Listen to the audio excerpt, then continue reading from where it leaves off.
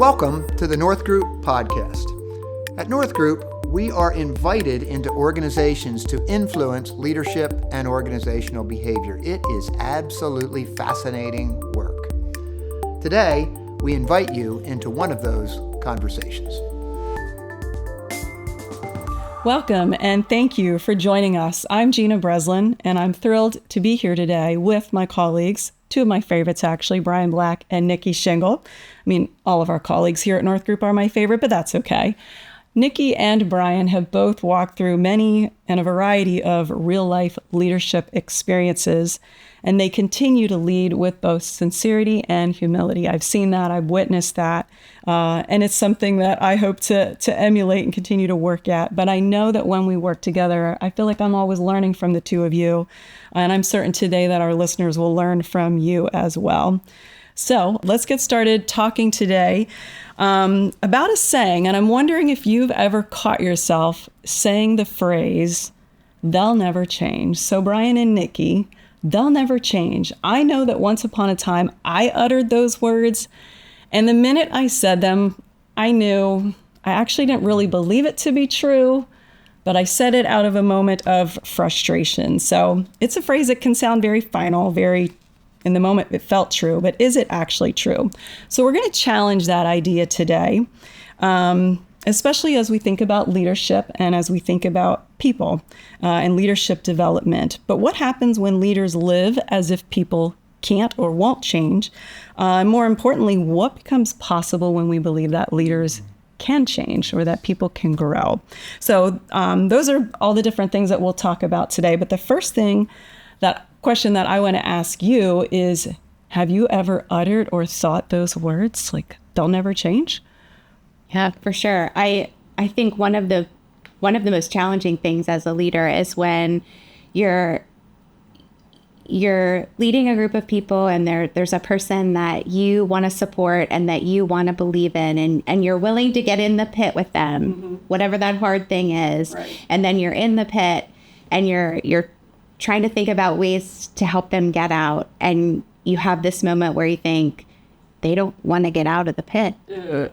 And for me as a leader, it's difficult when you feel like their mindset is stuck. Mm-hmm. And so that becomes really challenging for me. God. And it makes that belief that people aren't able to change or they won't change, it makes it stick a little bit, even though I know fundamentally it's not true. Right. That's where it's really challenging for me. Yeah, and I've caught myself, certainly in the context of working with clients and leaders, but also even in my family life. And I think it can be true in any place. You know, I can think of a couple family members on an extended family that were, disenfranchised from the family. And so you go after, you're trying to go after relationship building and you're just giving everything you can. And at some point you recognize it actually got worse. It didn't get better. And then you suddenly feel like, wow, I'm not influencing this. And so on reflection, realizing I developed that mindset, they'll never change. I realized for me, in part it was a defensive mechanism to just kind of justify my disengaging. And in the end, what I realized, looking back on it, of course, is that it was really an invitation from God to really say, hey, this isn't your work to do right now. This is my work to do. Just step back and let it play out. So, yeah, I'll confess, they'll never change. Yeah. And I think we would all find ourselves in that situation. But it's interesting to think about how that plays out. Like, are we saying that out of frustration? Are we saying, are we thinking those thoughts? Yeah, like you said, it's almost like a defense mechanism. Like, I'm trying and there's nothing happening on the other end, right? It's not being... Yeah. So I'm off the hook. Now I'm good. Right. Yeah. Right. Yeah. Absolutely. I think sometimes whenever we're interacting with people and we feel like they're holding on to a sacred cow, some belief or assumption or practice that can't be challenged. It can't be something that we can break down and figure out if it's in our best interest to continue operating in this way. Another place where I see that show up is if people feel like they're comfortable. Comfort is a beautiful thing. We love to be comfortable. Yes, and so sometimes change drives us toward discomfort, and that can be something we resist. So those are two of the things that come to mind for me, for sure. Maybe related to that is, this belief sometimes that I'm not the problem. The problem sits outside of me. Right. Right. It's my environment. It's someone else. And when you encounter that, there's a line we've heard many times: when you blame others, you give up the power to change. And there's a lot of truth in that. So that can be really off-putting when the person isn't owning their own. Yeah. Something else I see in myself at times is I'm a little startled at times by how sometimes resistant to my own change I am. I have these great aspirations. I'm going to get up at 4 a.m. in the morning tomorrow and I'm going running. Or right. I'm just going to grow a deeper relationship with the Lord. I'm going after it. And I sincerely desire it. And I find myself at times not making progress. And so sometimes I think I can be of the mindset that, like, I'm not even good sometimes at change and transformation. And I can impose that belief on others. Yeah, absolutely. Not intentionally, but I think sometimes we can be a little startled by how slow change can occur in our own lives. And forget how difficult. I mean, I wasn't going to have any chocolate today, but by 10 o'clock I had caved. Full confession, right? This is what happens when you work at North Group and we go through 20 pounds of Wilbur bugs in a month. That's exactly right, Gina. So by 10 o'clock I had caved. And so you think, it's change is easy. Of course they can change. And then you start to reflect and really, well, if it's so easy, why was I eating chocolate at 10 in the morning? Right, yeah. Let's dig into a little bit, maybe some of the assumptions that we're making when we think these things. So when we get frustrated with people, when we believe either they're stuck or, again, maybe it's us, we don't know what to do or how to help, or maybe we think that they don't want to be helped. But what are some of the assumptions that we're making? And maybe how are those assumptions detrimental to them? That's the obvious question. But then how sometimes are those assumptions detrimental to us? Well, I'll jump in on maybe some of the assumptions, and then Nikki, you can clean this up. When we make that assumption, I think one of the times we make that assumption, or a wrong assumption we make, is that this person doesn't want to change. We can conclude by the fact that they're not behaving or changing behavior the way we think, that somehow they don't want it. And that's not always true. I just don't believe that that's a fair assumption. I think there's a proverb that says, the sluggard craves, yet gets nothing, but the desires of the diligent are fully satisfied. It's just hard. Right. We all want something better. So that's one assumption that I think can get us tangled up. And the other thing that's really struck me over the years is that when we look at someone and we think they're not going to change, we're also assuming that their life is going to just be linear and straight from here on out, that there's not going to be any circumstances that'll come their way, as Nikki alluded to earlier, change or a sudden event or anything where life will take them and produce the environment where they get to the point where they know they need to change. Maybe they just haven't encountered it yet. And maybe we're not able to produce it in them yet. But God's not done. And more than that, life is not linear. It's not predictable. There will be times when change will be more fertile, perhaps, maybe not now. Yeah, those external factors that we don't even know. We don't even know. Yeah, exactly. Don't know to think about. They're bound to come. Yeah, maybe not in our timing. Yeah, and then we sit in judgment, which that's not great. Yeah. Yeah. Anything to add on the assumptions? Cleaning up necessary. No cleaning up necessary. Very good. Very good. Right. Yeah. I forget how the saying goes, but it's something around the idea that someone's past behavior is an indicator of their future performance. I don't know that I have that quite right, but I mean, is there truth to that? Yeah, that feels like a natural conclusion to draw. Logical, right? Yes, we've seen repeated behaviors. It feels like it would be natural to assume that those behaviors would continue. And there's kind of once the flywheel gets spinning, there's some gravitational pull, and there might be some expectancy that would be true. But I love what you said, Brian, about the circumstances and the environment, because we don't know what disruptors are coming that can just redirect or change. And I believe that when we're thinking about change, we have a responsibility when we're with people to help them see what might be possible. Oh, yes. Yeah. Yeah, I'll let me pile on that, Nikki. Amen. Sure. So when people have a past pattern of behavior, we all know this, that we see what we seek, right? And so what's going on oftentimes, right, with us as leaders is when we see this pattern, we'll see it the next time and the next time, the next time. But what it does is it numbs us to actually seeing when there are moments of just maybe incremental change. And we fail to notice them. Yeah. And as leaders, and we fail to call them out because we see what we seek, and we're not looking for that. We're looking for the repeat. Yeah. So I would add to that, Brian, too, like, even if it's incremental, I think sometimes even if we notice it, to your point, we don't call it out. Well, because of course, like it's a little thing. Of course they should be making that improvement or making that adjustment. I'm like, no, that's exactly the time you want to be looking for it. Looking for it. Because otherwise we're going to see easily what we've always seen. Yeah. Yeah. So true, isn't it?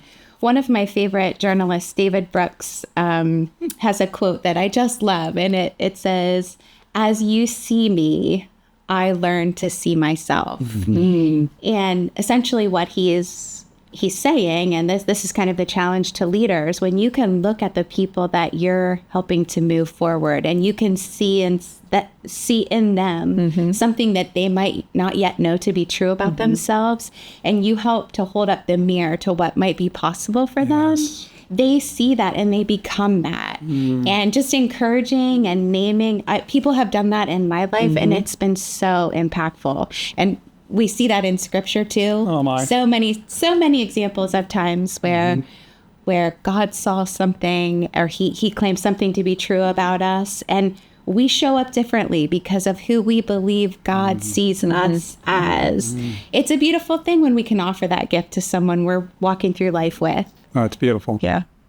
Yeah, I can think of an example. I remember early in my career at North Group, I don't remember who the client was or even what the work was, but Roger North at the time, like, "Here, Gina, you got this." Yes. And I, like, me? Like, that client? Like, are you sure? Yes. But over time, the confidence that builds, like, well, I guess if he thinks I can. So, like, it just was this, transfer of confidence that allowed me to certainly grow.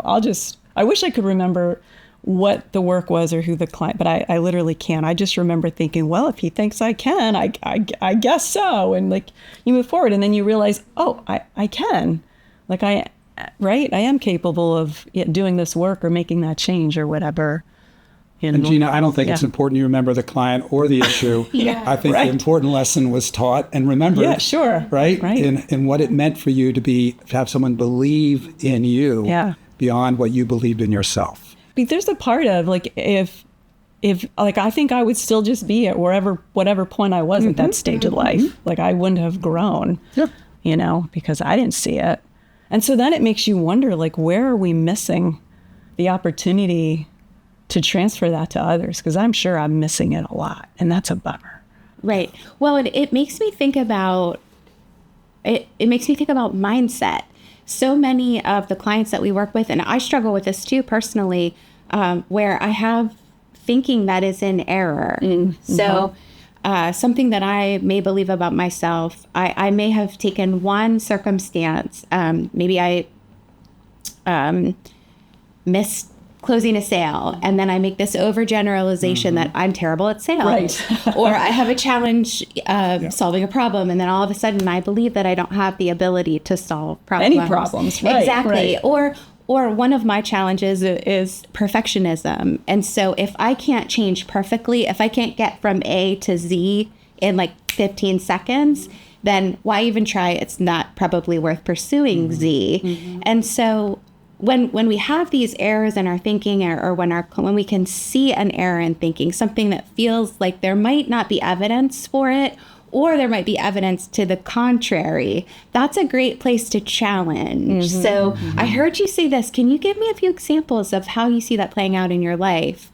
And maybe they can give an example. And so they feel like that truth is solidified, but you can say, what is the evidence for the exact opposite of that? Were there ever times where you were good at solving problems, or you did come up with a creative solution, and then they begin to list those out?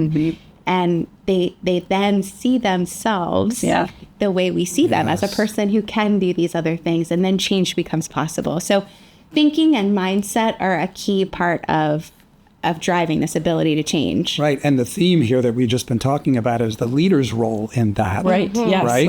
And helping to call out, right, those mindsets, or call up people into something beyond what they think they're capable of. Instilling hope, as you said at the beginning of this podcast. So the theme for the leaders is we have this opportunity to be a person that's alongside someone and do what Roger did for you and what Nikki, you do for your clients every day. Yeah, yeah.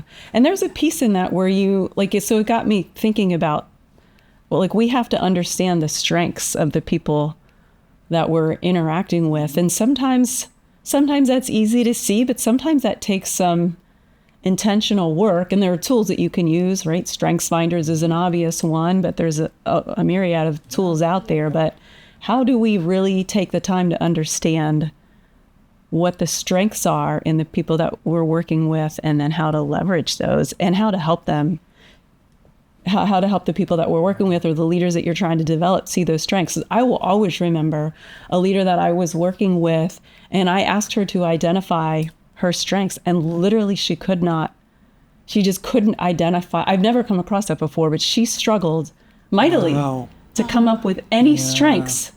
And I'm like, really? Yeah. So that was exciting to help her walk through. Okay, like, and sometimes I do think that your strengths are hard to identify because they're so innate to you. They seem easy to you. Gina, I just want to build on that just a little bit, because it also builds on the previous point about the errors in thinking. So I love assessments. I'm an assessment junkie. I think they're wonderful for learning more about myself, self-awareness, thinking about how we all work better together under certain circumstances, and how we might need to adjust our behavior.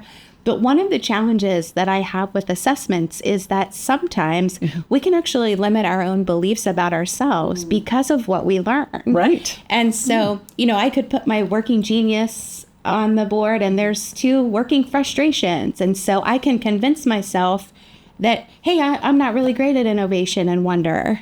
And that's labeling. And that can cause me to not feel like I can do those things and change and develop that. It might require more energy. I might need to bring certain people around me to help release some of that from me in certain circumstances, but it doesn't mean I can't change, or that others can't change and grow in those areas. So we have a couple of we believe statements. So one of those is simply that we believe all people have the potential to change and grow. So that flies in the face of what we've been talking about here. Tell me a little bit about that statement. Why do you think North Group has this as one of our core principles, tenets? Like, we believe all people have the potential to change and grow. Why? I think it goes back to our conviction that God has created us to be his image bearers. This is how I think we think of it at the very bottom. And to be image bearers in the world, and really that he wants to affect change in our lives, to grow in the best of circumstances, but also through the hardest of circumstances. And we see that God uses both beautifully in our lives for change. And to be his image bearers in the world really requires we're on a continual transforming growth journey. So I think that's what it's rooted in. It's rooted in our belief that we're each created uniquely with a plan and a purpose, for a purpose that God has beyond us. Nikki. No, I think that's clean so it good. up. Right? What would you add to that? And that's so hopeful. It is right? So hopeful. What a great place, or again, mindset to come from. And I would go to say that regardless of the person's faith perspective that's standing in front of me, this isn't about that. It's about, I know that person in front of me, regardless of whether they have embraced this truth or not, I know it's true. And I know that's God's heart for them. I know that's they're created for that. And to me, that's part of the inspiring work we get to do at North Group, because regardless of how people are thinking and believing about themselves or the world or about God, we have the privilege of knowing what's really true of them. At the very core, and why we do the work we do. Yeah. So exciting and humbling to be able to be a part of that. I'm curious. So I didn't ask either of you this question in advance, but do you have any stories or ways in which you've really seen someone grow and develop? Go ahead, Brian. Oh, wow. Looks like Yeah. you've got something. Well, I mean, I always have stories, but we all do. Right, I mean, it's just right. a matter of recollecting Yeah, them. But, right. It's interesting. Some of the stories that come to my mind right away actually involved what I thought were impossible circumstances. Okay. So maybe this is a good example. I'll give you one that was really an experience I had both in leadership and in ministry. And I was working with a couple that were planning on getting married. Okay. And the daughter who was estranged from her mother for many years. She had moved out when she was like 17 years old from the house, and it created this permanent estrangement. And as we're getting close to this wedding, I'm praying and really believing, like, how do we reconcile this relationship? Because this is going to be a challenge, not just for the wedding day. This is going to be the nature of your marriage, to be disenfranchised from your mother and your family. And it seemed impossible. I sat with the mother. It felt so irreconcilable and so embedded in mindsets. And what ended up happening, and this is, I know, a far out story, but this is an example of how you cannot predict people's lives. They had a cousin who was killed in a motorcycle accident. And the mother was sitting at the funeral of her nephew or cousin. And it just came over her, like, I can't live the rest of my life without a relationship with my daughter. Right. And at the end of that service, they began a reconciliation process that was completely unforeseeable. Wow. I know it's an extreme story, Sure. but to have her mom walk down that aisle, light the candle, and sit with a smile on her face. Yeah. If you had asked me a year ago if that was possible, I would have said, I can't imagine a way that could occur. Now, that's an extreme. Sure. But it goes with the theme, right? We believe all people have the potential to change and grow, right? There's so much hope in that. And even though you couldn't find a way. Yeah. Yeah. That would be one extreme example. Yeah. That's good. Yeah, I'm thinking of a couple of examples that have a similar theme in them that I think is important to pull out here. And that is that oftentimes change becomes more possible when we're with people who are already what we hope or aspire to be. Yes. Almost like the friends of the feather flock together, but Yes, not the reverse of that, yes, right? Exactly. So I'm thinking, I recently read a blog that was highlighting Frog and Toad are friends. Do you know the I do children's remember. story, I do remember. Frog and Toad? So they're trying to get some willpower to stop eating the cookies, and they just really can't help each other. And they know they're going to get sick, but they just keep eating the cookies. And they tie a bow around the cookies and put the cookies up, but they just can't get the willpower. And so they throw the cookies out and a bird takes them away. And finally they're like, oh yeah, now we're going to have willpower because the cookies are gone. And then I think it's Toad that says he's going to go bake a cake. And so we're just not getting there. But the stories that I'm thinking about are where these individuals who were able to make change possible were really surrounding themselves with people who had already mastered that habit or that behavior or that thought process. And they were going with the current because they were with people who had made those choices. That's really good, Nikki. So let's dig into that a little bit. What is it that makes people capable of change? It could be spiritually, emotionally, practically, some combination. But what is it? Like, how do we get to that spot? Or maybe even how do we help someone? I'll give an answer which I think about this a lot. It may not be perfectly on point, but I hope it is. When you think of the 12 steps in AA, the first 3 steps, which this is true not just in Alcoholics Anonymous, but in any type of change cycle, addictive cycle, anything that we're stuck in. First 3 steps are so important. And to me, change sits inside of the first 3 steps. The first step, right, is I've made a mess of my life, or my way's not working and I can't fix it. Step 1. Step 2 is God can. Step 3, I think I'll let him. Wow. And when you think of those first 3 steps, maybe not everyone's using God language all the time, but this idea that the first step, what makes people capable of change, is that they recognize that the problem or the issue is in them, right? It's not what's going on around them. And in a sense, they kind of reach the end of their own rope with that issue. And when you get to the point when you realize my way's not working and you really believe it, now you have the ability to go to step 2, which is I can't, but God can. Yeah. And the third is to yield to whatever process. And process is whatever it is, but just opening our hands, losing our defense, and being willing to just be open to whatever might be present and helping us to grow. I think that first step is what makes people, in a sense, capable of changing. And if they don't get through that first step, they just keep wash, rinsing, and repeat until they do. Until they get there. That's my simple theory. Yeah, that's really good, Brian. So yeah, you need to be open, right, to the possibility for sure. So for our listeners, if we're working on developing someone, helping them grow, whatever the case may be, right? Maybe it's a behavior change, maybe it's a competence, maybe it's something around their communication style. What are some practical things? Like how do you go about helping someone change and grow? Cool. Yeah. I want to hear Nikki answer Where this to question. begin, right? There's so many I got to learn answers, from Nikki on this one. Well, my spirit is in encouragement. And so I would say a fundamental piece for me is just celebrating any incremental change. Yeah. So the movement's not going to be A to Z in 15 seconds. It's just going to be itty bitty. 100%. And so just celebrating that little incremental change, I think, is a key part of kind of building some momentum toward the direction they want to go in. And I love that Nikki started with encouragement because that is who she is. Right. So naturally, that's what she leads with. And I'm thinking structure and process, and she's Of course. encouragement. Right. But I do think from a practical perspective, I think we all know this, you need to get in close with the people that you're leading, right? And we think of practical things like, are you spending any adequate one-on-one time with someone? I know it's very granular, but are you actually sitting with this person? And are you really checking in on how you're doing, right? And really understanding what they're challenged by and struggling with and helping them to establish, to your point, incremental goals or steps that can help just to get them on the road toward transformation. Right? So I think, we leaders make a big mistake if we lead from a distance or, we lead from up high.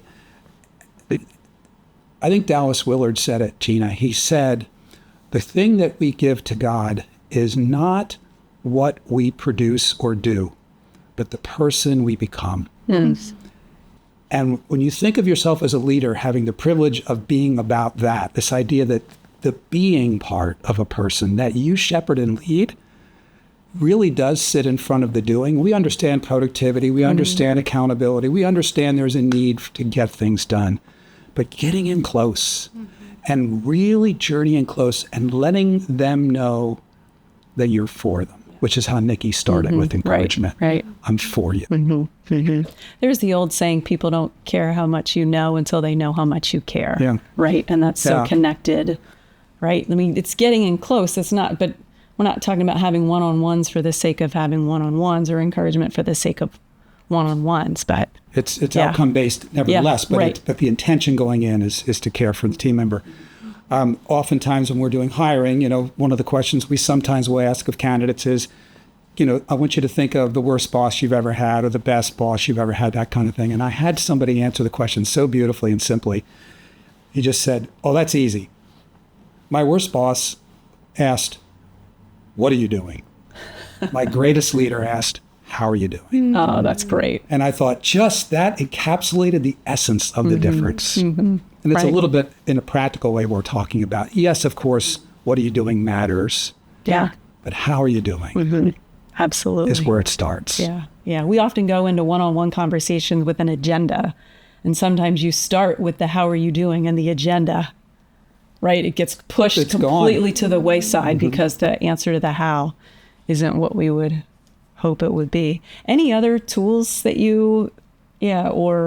advice that you would have as you're thinking about helping someone grow, get to that next level, see the potential in themselves? I think it's key for leaders to be modeling the change that they want to see. Yeah, that's really good. Yeah. Right. It's easy to hope for others to rise up, but when they're not seeing us do that and model that for them, it's pretty difficult to expect that. If you're trying to lead with the do as I say, not as I do, right? That's right. Not going to work. Right. Yeah. I mean, there is something too, and this is maybe a little technical, but I think that for many of us that are dealing with things that we wish were different in our lives, whatever it is, professionally, personally, the ability to sit with someone, let's say a leader, who is a non-anxious presence and is sitting and really is, in a sense, has a container big enough to hold whatever challenge or whatever wish we have that we can't solve. I just think it's an incredible gift when leaders can be that non-anxious presence. Because I would believe that on average, most people would say, if I have one person in my life that is truly just a non-anxious presence, who can sit with whatever it is that I'm sitting with and not leave and not shame and not quickly try to fix. I believe for leaders, that's a really important tool. Yeah, you're making something else pop for me. And in addition to the non-anxious presence, it's like not getting into that problem solving mode. Like I have the answer to all your problems. If you do this, my daughter taught me that better than anyone. She would look at me sometimes and say, Mom, I just need you to listen. And I remember the first time she said that to me, it was a bit of a wake up call. Like she just wants me to be the non-anxious presence. She doesn't want me to provide the solution. I just need to listen. So it's often the beginning of where people do begin to change, when they can sit and just be true to who they are in a place where it feels safe, but also invited. Yeah. Yeah, very good. Well, Brian and Nikki, thank you so much. I knew our listeners would find something to take away with them, and I'm sure they did out of this conversation. So if you've ever questioned whether real change is possible, whether in someone else or yourself, remember this: growth often isn't instant, but it is always possible.